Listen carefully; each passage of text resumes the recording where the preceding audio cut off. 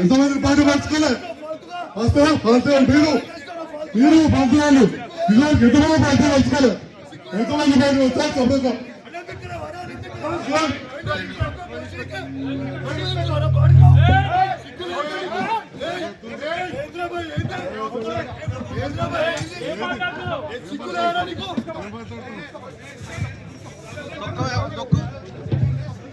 వచ్చారు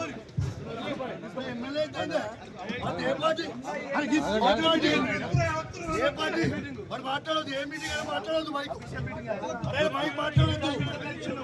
మాట్లాడదు అన్న ఇష్టం నేను అడుగుతా నా పీపుల్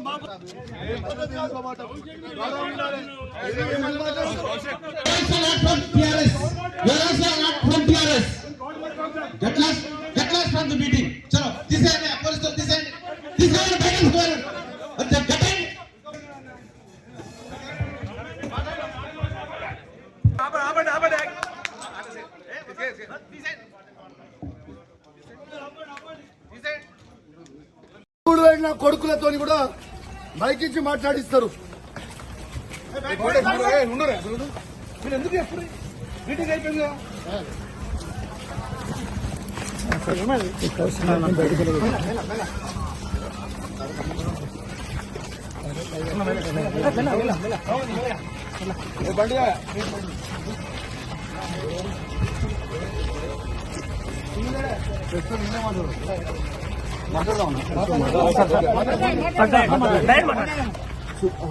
ఇవాళ కరీంనగర్ జిల్లాలో రైతులకి రైతు భరోసా 15,000 ఖచ్చితంగా మీరు ఇయ్యాలి.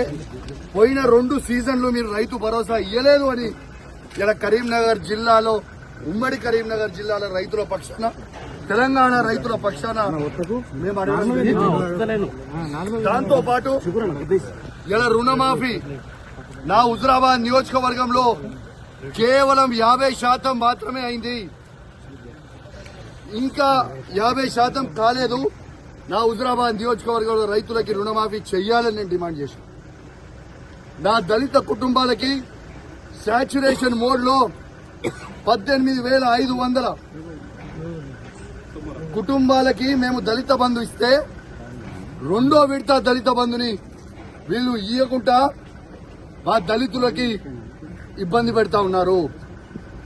ఇలా ఖచ్చితంగా దళిత బంధు విడుదల చేయమని చెప్తే ఇవ్వడుగుతే 3 మంత్రులు ఎమ్మెల్యేలు అందరూ కూడా మందబలం ఉంది కదా, అధికార బలం ఉంది కదా అని వచ్చి బెదిరించే ప్రయత్నం చేస్తా ఉన్నారు. మీరు బెదిరిస్తే భయపడేటోడు ఎవడు లేడీడా. ఖచ్చితంగా కేసీఆర్ గారి పక్షాన మేము నిలబడతాం. కేసీఆర్ గారు ఏ విధంగా అయితే రైతులకి 1,00,000 కోట్లు ఇచ్చిండో మేము రైతుల పక్షాన నిలబడతామని మాటించాం. అదే విధంగా మేము మాటిచ్చినట్టు నిలబడతా ఉన్నాం. ఎందుకు ఈ దౌర్జన్యం అని అడుగుతా ఉన్నాను. మంత్రులు ఎమ్మెల్యేలు అధికారులు సాక్షిగా నేను ఒక ఎమ్మెల్యేగా ఉన్నా ఎట్లా బయట పట్టుకొని నూకేస్తున్నారో ఒక్కసారి మీ అందరు కూడా చూడండి విజ్ఞప్తి చేస్తున్నాను.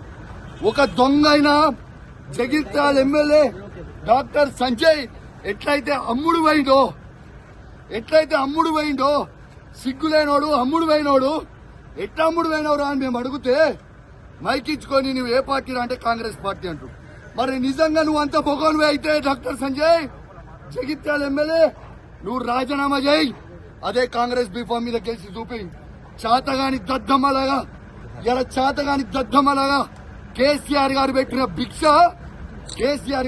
భిక్ష నువ్వు ఎమ్మెల్యేగా ఉండి దీంతో కేసీఆర్ గారిని నువ్వు విమర్శిస్తా ఉంటే, మీరు నోటికి వచ్చినట్టు మాట్లాడుతూ ఉంటే మేము చూసుకుంటా ఊకోవాలని మేము అడుగుతా ఉన్నాం. ఖచ్చితంగా నిలదీస్తాం, అడుగడుగున అడ్డుకుంటాం. ఖచ్చితంగా ఇచ్చిపెట్టే ప్రసక్తే లేదు. వాళ్ళు ఖచ్చితంగా ఇవాళ రైతులకి 15,000 రూపాయలు రైతు భరోసా ఇవ్వాల్సిందే. ఇందిరమ్మ ఇల్లు ప్రతి ఒక్కరికి ఇవ్వాల్సిందే. ఇలా వాళ్ళు ఇచ్చిన 6 గ్యారెంటీలు ఇవ్వాల్సిందే. వాళ్ళు భయపెట్టించి దౌర్జన్యాలు చేస్తే భయపడే ప్రసక్తే లేదు. ఖచ్చితంగా వాళ్ళు ఇచ్చే 6 గ్యారెంటీల హామీలు ఖచ్చితంగా వాళ్ళు ఇచ్చే వరకు వాళ్ళని ప్రశ్నిస్తూనే ఉంటాం. 420 హామీలు ఇచ్చే వరకు ప్రశ్నిస్తూనే ఉంటాం. మీరు కేసులు పెట్టి మమ్మల్ని ఇబ్బంది పెట్టి భయపెట్టాలనుకుంటే మీతోని కాదు, మీ తాత జేజమ్మతో కూడా కాదని చెప్పి అధికారులకు కూడా చెప్తా ఉన్నాను, హెచ్చరిస్తా ఉన్నాను. తస్మాత్ జాగ్రత్తగా ఉండుర్రి. మీరు ఇష్టం వచ్చినట్టు మీరు చేస్తా ఉన్నారు. 3 ఏళ్ల తర్వాత మళ్ళా కేసీఆర్ గారు ముఖ్యమంత్రి కాక తప్పదు. ఎవరు కూడా ఇలా ఎక్స్ట్రా చేస్తున్న అధికారులని ఎవరిని కూడా ఇష్టపెట్టాం, అది కూడా గుర్తుపెట్టుకోండి అని చెప్తా ఉన్నాం. ఇవాళ మేము కొట్టాడేది ప్రజల పక్షాన. ఇవాళ పోలీసు వాళ్ళని కూడా అడుగుతా ఉన్నాను, మీకు కేసీఆర్ ఏం తక్కువ చేసిండమ్మా? మీకు అద్భుతమైన ఫార్చునర్ ఇచ్చిండు, అద్భుతమైన ఇన్నోవాలు ఇచ్చిండు, 5 స్టార్ పోలీస్ స్టేషన్లు చేసిండు, మీ జీతాలు పెంచిండు. ఇవన్నీ మర్చిపోయిరా? మళ్ళా మీకోసం కూడా పోరాటం